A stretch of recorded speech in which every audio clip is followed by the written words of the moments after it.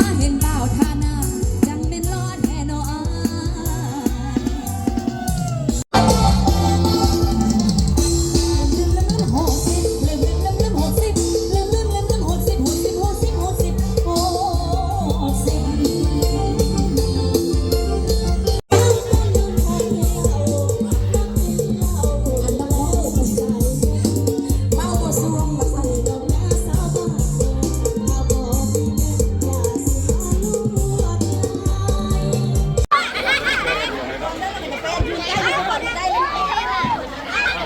FC FC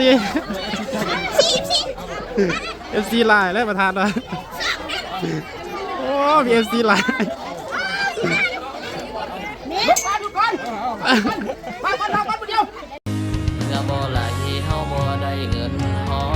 ยเมื่อบ่ย่อยเฮาบ่ได้เงินพันต้นทุนชีวิตมันบ่เท่ากันอยากไปถึงฝันต้องออกไปตามหาดินจัดสรรบ้านจัดสรรพี่น้องเขา50 ล้านได้1 ไร่จ่ายก่อนตามหลัง20 คูณ 20จ่าย15 ล้าน20 คูณ 40จ่าย30 ล้านเนื่องในโอกาสเฉลิมฉลองต้อนรับวันครูแห่งชาติมื้อนี้ที่3 ตุลาทีมงานก้าวหน้ามาซับวงดนตรี 4+4 อีเด็กโทนก้าวหน้ามาซับก็ได้มารับใช้ในงานมัดแขนบาสีสู่ขวัญ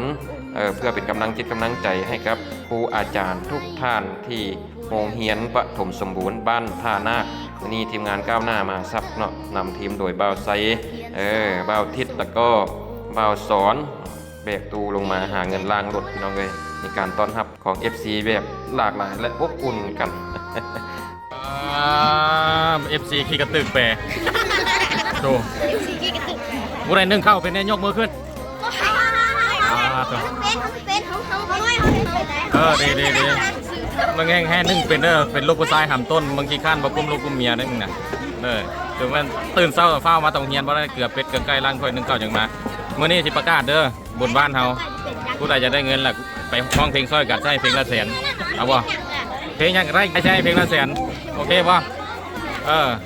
เพลงชาติก็ได้เพลงชาติก็ได้เพลงละแสนเอาบ่เพราะนี่เพลงลำไยยังจำไม่เคยลืมเลือนคอยเตือนตัวเองเอาไว้เธอเรียกท่านลำไยนะเอาบ่ได้บ่เปลี่ยนบ่ได้เงินยังได้เต้นก็ได้ขึ้นไปห้องเต้น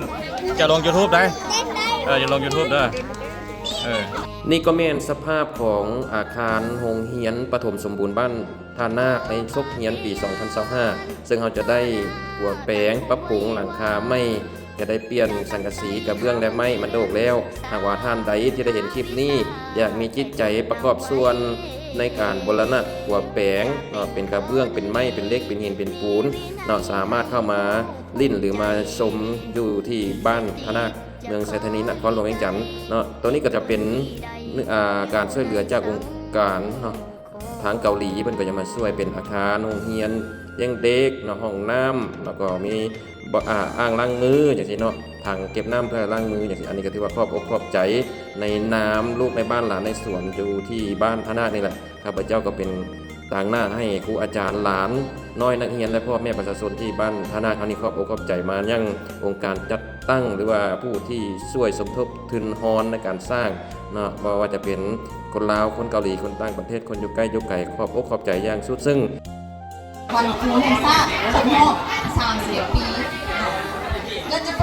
วินาทีต่อไปก็จะพา FC เข้ามาชมบรรยากาศความม่วนซื่นกับวงดนตรี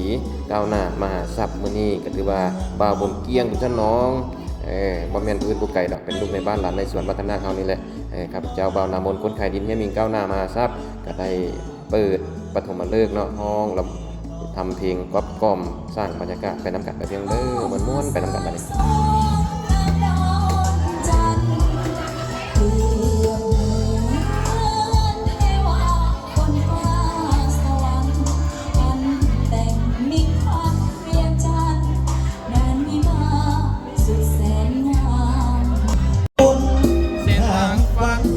ใจ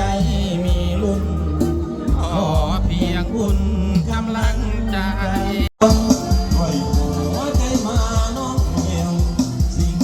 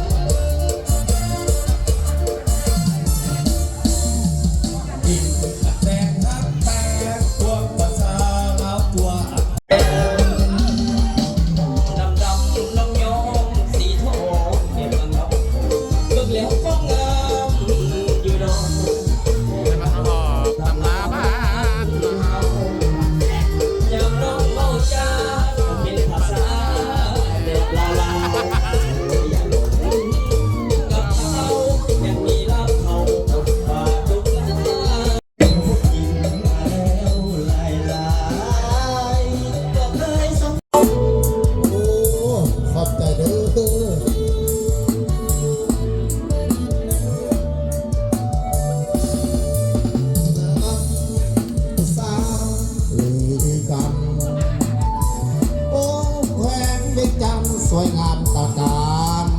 นักหนา สามีทั้งพกเจ้นะเป็นส่วนจับจอกเอาภรรยาพอดก่อนพอนะต้องมีด้วยกันจากทีมงานเจ้ของเรา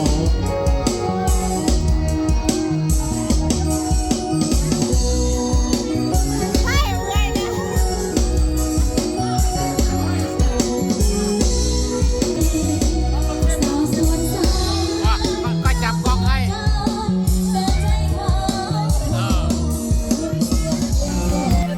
ซื้อกินบ่หมดกดกินได้บ่นานฝากเป็นหน้าที่เตือนใจทุกทานได้ดีมีมั่งอย่าหลงลืมตนสูงได้ก็ตามได้แน่นอนอยู่ใสนอชีวิตคน